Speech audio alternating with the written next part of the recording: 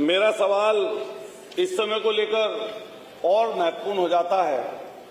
मैं धन्यवाद करूंगा कि आपने इतने महत्वपूर्ण विषय पर आज मुझे बोलने का, सवाल पूछने का अवसर दिया है। मान्यवर, जैसे ही दवाइयों का विषय आता है, दवाई सब ध्यान में आता है, तो हमारी और सबकी जिंदगी से जुड़ा हुआ प्रश्न आ जाता है। जैसे ही हम लोग देखते हैं, हमारा शायद ही परिवार का कोई सदस्य ऐसा होगा जो कभी ना कभी दवाई ना खाया। अगर उन्हीं दवाइयों में कहीं पर नकली या नशीली शब्द का प्रयोग हो जाए और या उसकी चीज का संज्ञान कहीं पर आ जाए, तो हम समझ सकते हैं कि हम अपने बच्चों के लिए क्या सोचते होंगे। अभी कुछ दिन पहले जो महत्वपूर्ण विषय इस समय पर चल रहा है, सिरप का, हमारे बराबर के प्रदेश मध्य प्रदेश, हमारे बराबर के प्रदेश राजस्थान, वहां से एक जहरीले सिरप जिसमें किसी साल्ट की मात्रा ज्यादा हो जाने के कारण या किसी भी अन्य बात के हो जाने के कारण वहां पर बच्चों की मृत्यु हुई, लेकिन उसका असर हमारे यहां पर भी पड़ा। मैंने देखा सरकार की तरफ से कई बयान मिले और उन बयानों में यह कहा गया कि इसकी गहनता से जांच होनी चाहिए और किसी भी तरीके से कोई नकली दवाई या नकली सिरप का इस्तेमाल ना हो। लेकिन मान्यवर, मैंने नजदीक से इस चीज को देखा। अभी जो सिरप का विषय है, इससे पूरा का पूरा जनमानस प्रभावित है। और मान्यवर, इसको अगर हम नजदीकी से देखें तो इसमें कहीं ना कहीं ऐसे बड़े लोग इन्वॉल्व हैं, वो इतने बड़े लोग इन्वॉल्व हैं कि उन तक कई बार हाथ नहीं पहुंचते। अभी मैं जब देखता हूं, 1.5 साल पहले इसी उत्तर प्रदेश के इसी राजधानी में Introducing the world's first dual processing hearing aids.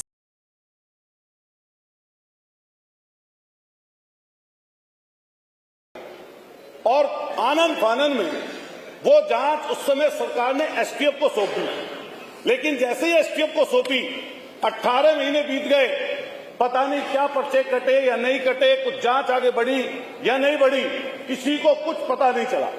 लेकिन भला हो अधिकारियों की आपस की लड़ाई का, गाजियाबाद में फिर एक ट्रक पकड़ा जाता है, और जो गाजियाबाद में ट्रक पकड़ा जाता है उसमें जो लोग होते हैं संलिप्त, उनकी जेबों से एसटीएफ के नोटिस भी प्राप्त होते हैं। लेकिन फिर आनंद फानन में 15-20 लोगों का अलग अलग जगहों पर उनके नाम से एफआईआर दर्ज होती है। लेकिन अभी वो चर्चा का विषय है कि कई लोग बता रहे हैं कुछ, कई लोग कुछ बता रहे हैं।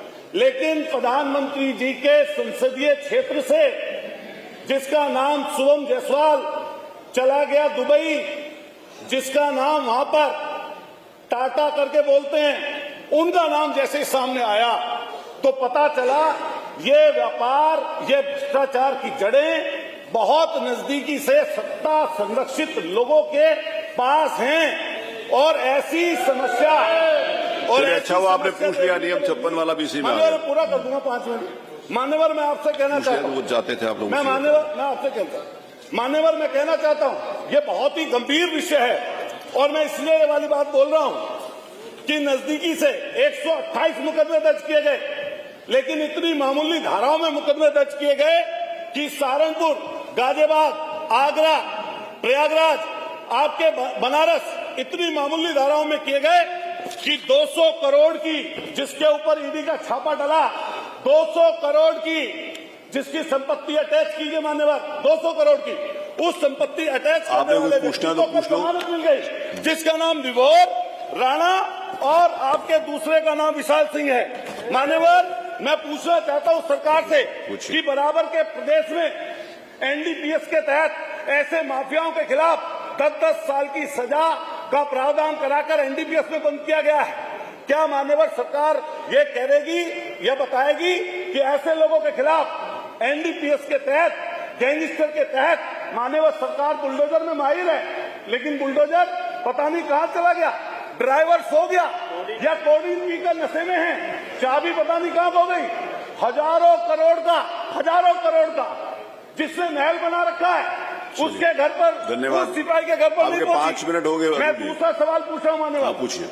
जो अपराधी आर्थिक और भौतिक रूप लाभ प्राप्त कर रहे हैं, इससे सामाजिक अपराध कर रहे हैं, क्या उनके ऊपर सरकार जब्ती का काम करेगी?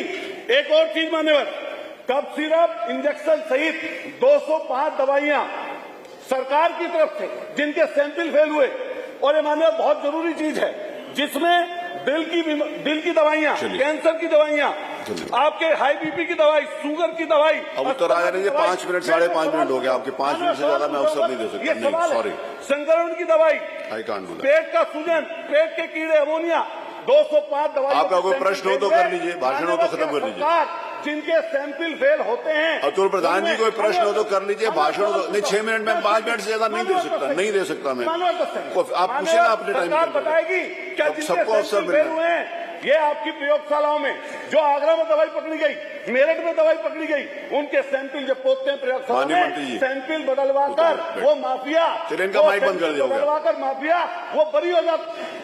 चलिए मंत्री जी जवाब, कौन देगा जवाब?